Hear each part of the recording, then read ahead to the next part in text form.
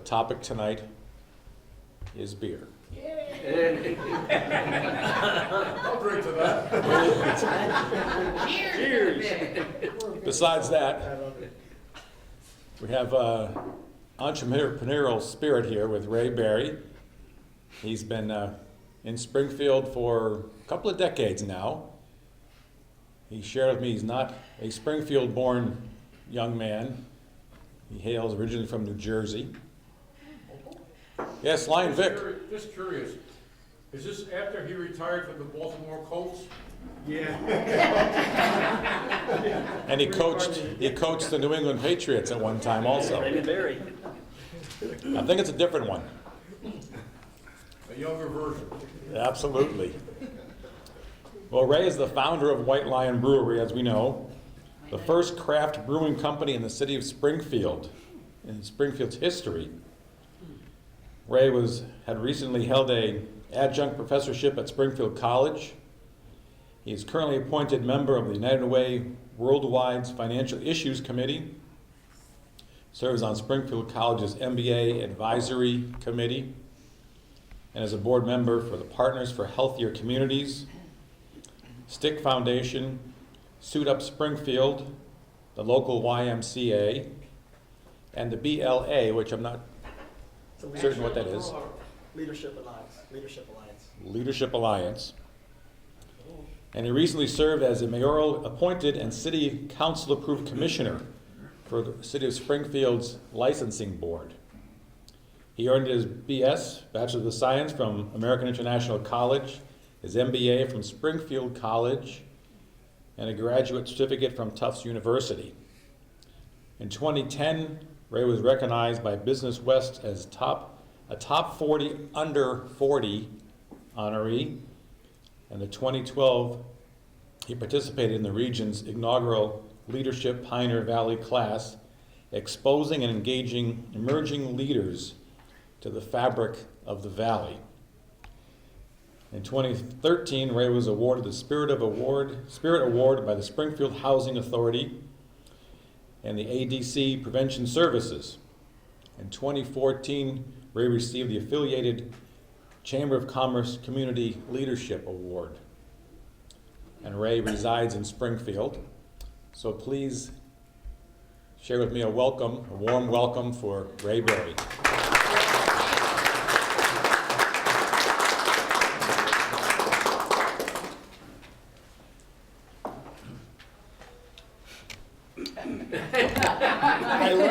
I learned from Jim Cook, the founder and president of Sam Adams.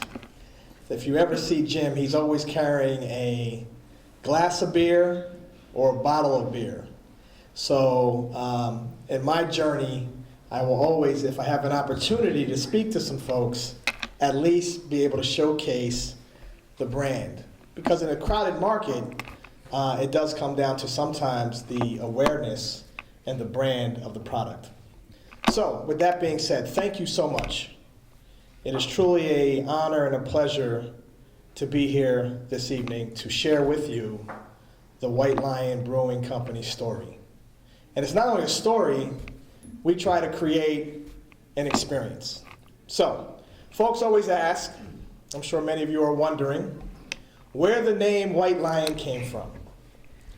And there's a lot of folklore behind the actual presence of a white lion. First of all, it is a symbol of good in all mankind. Folklore goes on to state it's an extension beyond race, color, creed, or gender. So it doesn't matter who you are, what you are, or where you come from, it's about sharing in a common experience. And we twist the story a little bit. Our common experience is good, quality craft beer. So as Scott stated early on, the city of Springfield is the third largest city in the Commonwealth, the fourth largest city in New England. Yet, amongst all of this craft beer creativity and growth, it does not have, or did not have, its own product to rally around, an identifier. No different than in Ludlow with Iron Duke or in Munson with Treehouse. There's other breweries throughout the New England corridor, the 91 corridor. So we were very fortunate. I was very fortunate enough to surround myself with some good mentors, some good advisors over the years to start to frame out and build the business model that allowed us to launch in October 2014. So we've been in business, legitimate business, for 13 months. And in October of 2014, we launched at the Lyman Marie Historic Museum, and we did that for a reason.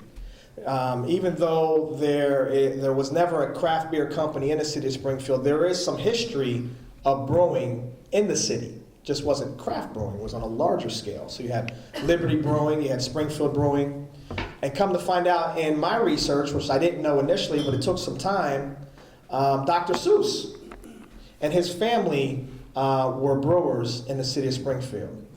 And so the setting, being at the Lyman Marie Historic Museum, which houses a lot of the Dr. Seuss memorabilia, was so fitting for us. So much so as the anniversary comes around in a year or two, we're going to look to partner with the museum to do something special for that particular occasion. So we launched with 2 beers. We launched with our signature beer, which is our Pale Ale. It's American Pale Ale. And then we also launched with a Golden Cream Ale. The difference between the two, the Pale Ale is has a little bit of a hoppier citrus content for those that you are drinking it, versus the Golden Cream Ale, which is a little bit lighter in the body, but still has some good flavor. But we use that as a difference maker relative to the craft beer conversation. We know that there are a number of folks that want to try something different than just your conventional beers. And again, there's nothing wrong with those that have been around for a while, the Budweisers, the Coors, the Millers of the world. But there are folks that are seeing a growing trend towards trying something different. And that cream ale was that transitional or that gateway beer for folks that want to try something creative without having that blast of hop or blast of too much aroma or too much bitterness. So then in February of 2015, right the day after Valentine's, again, it was fitting. Sometimes it comes down to timing. We launched our Red Ale, which is named Insane Maine. So you'll hear or see a pattern behind our name. So the White Lion signature, Twisted Tail. It's a twist on the Golden and Cream Ale. And then Insane Maine, our Red Ale.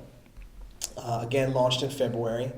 And then in the summer months, we wanted to introduce a very flavorful but light-bodied beer, great for the golf course. I'll speak to Brian about that. It's a session IPA. Again, a lot of robust flavor, but not overpowering on the alcohol content. So you can sit on your front porch, in the yard, on the golf course, and have several beers without worrying about it catching up to you. You can enjoy the experience. And that beer was called Ferocity, F-E-R, lowercase, and C-I-T-Y was in capital letters. So again, just a little bit of a change on the name. And then 3 weeks ago, we launched our 5th beer, right at our anniversary. We had an anniversary party over at Latitudes in West Springfield, great food pairing event. And that beer is called Blue-Eyed Black. So White Lions, not all, but the majority of them, have blue eyes. It's even noted on the bottle, regardless if it's a pale ale, red ale, doesn't matter. It's part of our symbol. And so the majority of them have blue eyes, and this particular beer is an IPA, but it's very dark in color. So Blue-Eyed Black IPA. Very flavorful, robust, coffee, malt, little hints, depending on the palate, of some chocolate. And it just launched, and it's going to be a great seasonal beer for us. It's not a stout, it's not a porter, so it could actually be a year-round beer, but we'll see how that goes. So a lot of folks always ask, where are you brewing your product? So there's two models you can do. You can start your brew house right out the gate, maybe take a room like this and start manufacturing. But there's also a different model called the contract brewing model.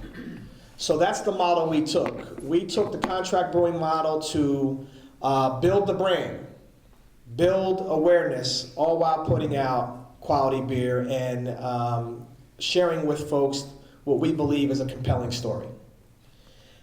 Phase 2 of that business model is to bring brick and mortar to what we call our home. Our home is the city of Springfield, and we believe we identified a property. I can't disclose that, but we're in serious talks and discussions around bringing the multi-barrel production to a particular facility in downtown Springfield. We look forward to that. Our timeline within our business model has always been 2016. We're right on target for that to happen. So right now we're going through the appropriate levels of due diligence and hopefully within the next 60 to 90 days be in a position to announce to the public that's been wanting to hear where we're going to land, be able to share that information. So what happens next? One is to bring multi-barrel production to the city of Springfield, which obviously creates jobs and adds a different element to what we consider a resurgence, not only in the city of Springfield, but also in the region. Some folks will say, as the city of Springfield goes, the region goes, or you can flip it and say, as the region goes, the city of Springfield goes. So we're just very fortunate and happy to be part of this changing, which we believe, a changing culture, a changing environment, a true renaissance that is about to hit a tipping point. And that tipping point is going to take place, and then you're going to have other entrepreneurs, whether small or large, other sectors, other industries that want to invest. It may not even have to be the city of Springfield, it may be East Longmeadow, but they see the importance of that anchor city in Western Massachusetts. So we're just happy to be part of that conversation. So where are we?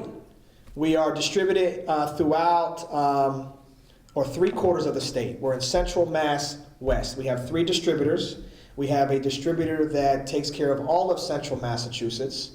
And then we have our local distributor, which many of you may know, Williams Distributing, out of Chicopee, the Sadowski family. They do Hampden and Hampshire County.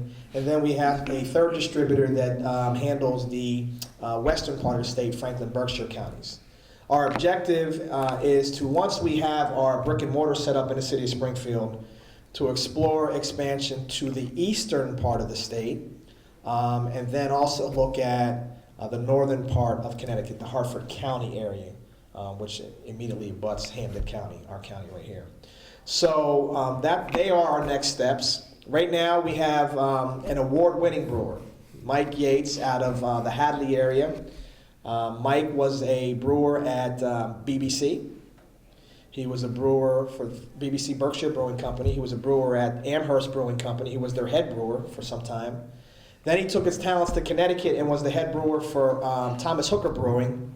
At that time, they were one of the largest brew houses in Connecticut.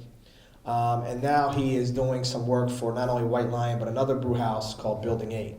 So he's well respected, well versed, very knowledgeable of how to not only just brew beer, but just the ins and outs, the nuts and bolts, how to set up manufacturing and programming and the evolution of the start of the brew and getting it into bottle and can. So very fortunate to have him on board. Right now it's just the 2 of us. We also have a brand ambassador. Her name is Jill. She does an excellent job getting out there and engaging accounts. And we're slowly bringing on board some other talent to help us out along the way. But the brick and mortar is the key. That's when everything really transpires and really kicks off for us. So we're in the brand awareness phase, and phase 2 is the brick and mortar. It was important for us to be part of the downtown Springfield fabric. We could have easily been parked or tucked away somewhere else in the South End, North End, Indian Orchard area. But again, we wanted to be part of that pulse. And we know that there's a growing, I talked about it earlier, growing level of awareness. So you actually have states, cities, towns, municipalities that go out of their way to try and entice or bring a brew house to their economic development plans. Because what that does is it can easily it becomes a destination. It can bring people downtown or wherever you're located. And again, there's a lot of folks that go out of their way. There's folks that travel from brew house to brew house. They go out of their way, no different than folks going on a tour with wineries. You go from winery to winery. No different with craft brewing. So we look forward to be part of that trail of brewers from Springfield to Munson to Ludlow, etc. So we want to be part of that craft beer conversation. So that's where we are. I will entertain any questions. But again, I just wanted to thank each and every one of you. And before I even get into the questions, I was sharing with Scott that the work that you do within the East Longmeadow environment and then throughout your entire collective is very powerful. I had shared that sometimes you can just touch one individual, but you may not realize just that single touch can impact that individual or that family's life forever. It can change the entire trajectory of that individual, which impacts generations to come. So you should be commended, and I'm sure you know the work that you do definitely moves the needle and makes an impact. So I just want to thank you, one, for having me here, but two, for all that you do, and I appreciate that. So thank you very much.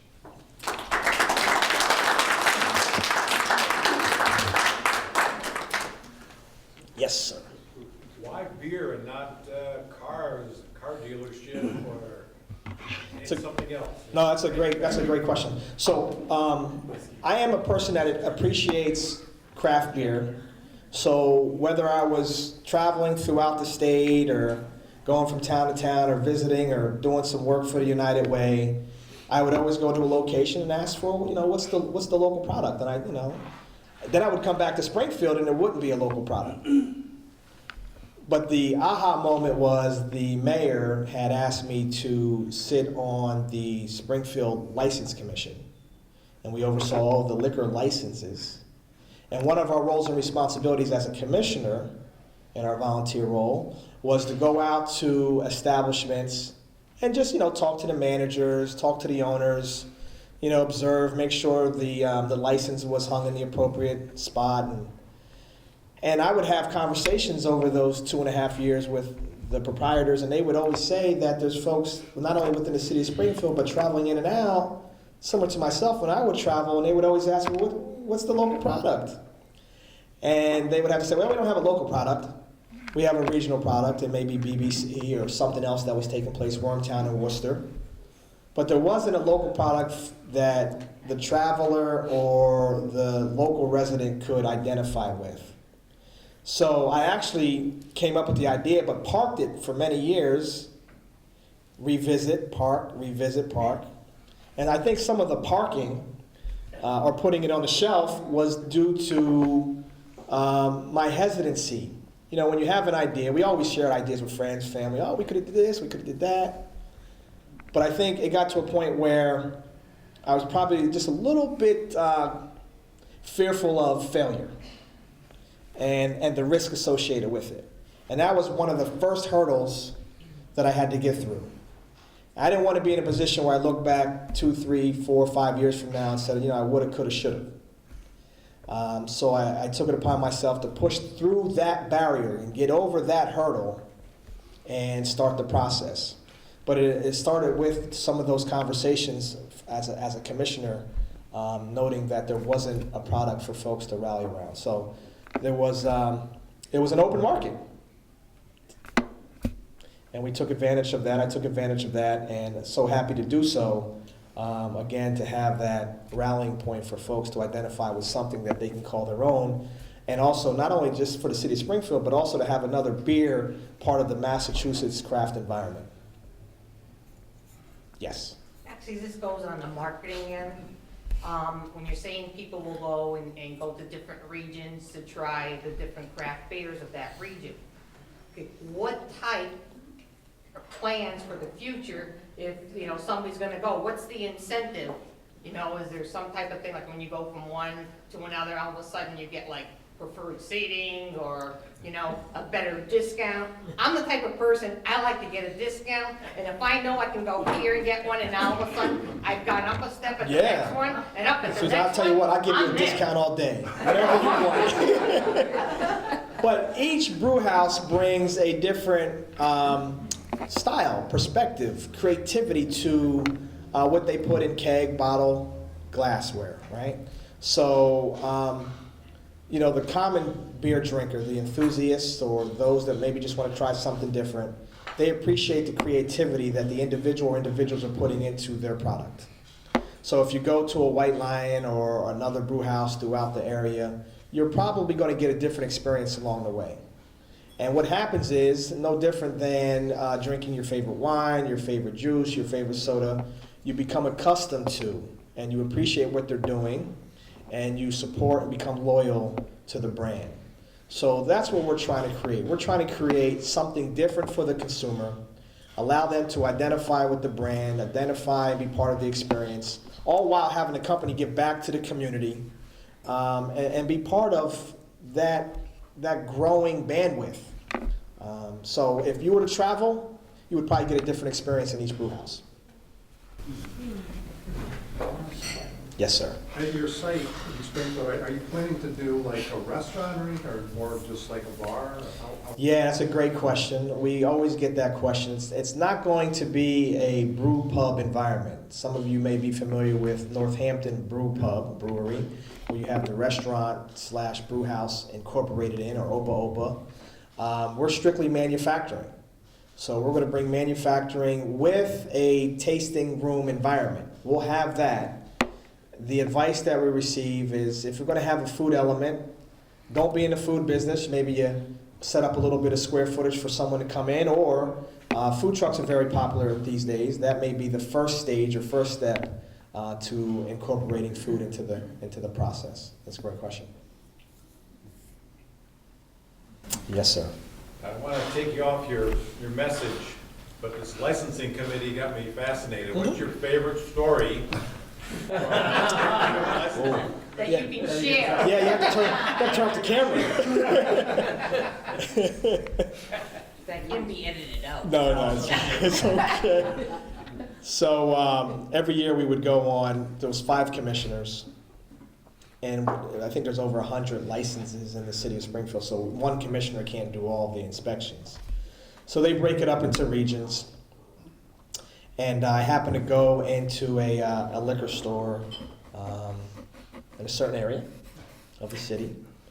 And I was just walking around. I may have been going in there to do a dual role, to inspect and probably purchase some beer or something. And there was a young lady that came in, and she obviously wasn't 21. So she proceeded to walk around the store, and I'm observing because I just had a feeling she wasn't 21. And she picked up her package and proceeded to go and check out. And the individual behind the counter did not hesitate. They didn't even card her. So technically, even though we have an authoritative role and we carry this ID that has a little badge plastered on it, we don't have enough authority to really stop the transaction. However, I would have taken the repercussions later. I had a moral obligation to stop the transaction because you never know what can happen. And the individual's not 21 and she can go and start drinking in the car, whatever can happen. So I took it upon myself just to pull out my ID and share with the person behind the counter and stop the transaction. So it doesn't sound like it's a crazy story. I'm sure there's some other stories out there that are crazier, but again, I was put in a position to maybe stop something negative from happening out, not only within her car or in the community. So yeah, that was probably the most unique out of way experience. Yeah. Wish it could have been juicier, but. Have you guys approached MGM, seeing you have a lion there? What was a lion? Yeah, we always get that question. So some folks, there's a small percentage of people that think that the lion is associated with MGM, but we actually were incorporated, and the name was start to go through the trademark process well in advance of the city of Springfield making its decision relative to who they preferred to be the proprietor for the casino license. So, but to answer your question direct, yeah, we have good conversations with MGM. You know, there's possibilities around co-branding, and you know, we would love to be one of their accounts, but our business model is set up where, you know, that would be an added value to the company. It's not set up to revolve around the casino. So we welcome the partnership without question, as any other business would if they had an opportunity, whether it's landscaping or painting or construction and trade. So we welcome the opportunity to be part of one of the local goods and services. And the good thing about MGM, from what we have experienced, is they're pro-local. They have set aside X amount every year for goods and services, and we would love to be part of that process. Great question. Did Scott tell you we got a great big line, wooden line? Oh, yeah? We might need some co-branding on that, too. You can always make this your, you know, mascot beer or something. I'm just saying, I don't know. On another note, Our mascot's up for sale. you may have heard we're doing a beer dinner. I did. I was speaking to Scott. I know this year you're all set, but I We'll do would. one in the spring. I was sharing with Scott, I would love to be part of the future conversation relative to events. And it doesn't necessarily have to be a beer dinner. If you have other events, it could be a raffle and you want us to donate a case or whatever it may be. You know, I really harp on and speak to the importance of being part of the fabric of not just the Springfield community, but the greater community. So, you know, we've given back to the American Cancer Society. We've given back to the Dakin Humane Society. There are a number of partnerships that we have created in our 12 months of production because we understand, at least I understand, the principle and the importance of being part of the greater good. Sometimes we get too caught in our tunnel vision where we forget what's transpiring outside of us. So we try to remain part of that fabric, and we would welcome it. Yeah, the mayor seems to have a little tough time right now down in Springfield. What role does the licensing commission play in his decisions? So with any commission in the city of Springfield, the mayor has the ultimate authority. He appoints the commissioners or board members. But at the end of the day, there is a level of independency there. So, you know, as a commissioner, we would hear what he has to say. He may have some recommendations, but at the end of the day, it's still ultimately our decision. And there have been some cases or instances, at least when I was on the commission, where he had made a recommendation and we may have gone the other way with our decision. But with any urban environment, you're always going to have challenges. And the city of Springfield's no different. Worcester's no different. Boston's no different. Right down the road in Hartford, they're no different. So it's just a matter of trying to be probably creative at times and proactive at times. But the other key thing is, you know, you have individuals out there. You can have 100 police on the street. You can have 100 security guards at the bar. But all it takes is that one individual to get bold and think that they are Superman or Superwoman, and sometimes that ruins it for other folks.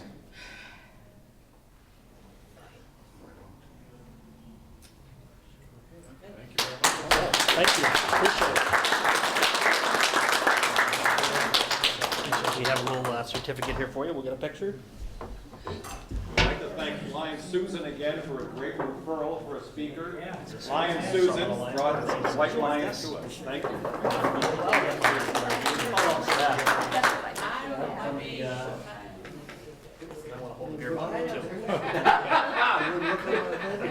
We won't edit that out. I'm going to take 2 shots and run our. Excellent. Thank you very much. So happy to be here. Thank you. Thank you.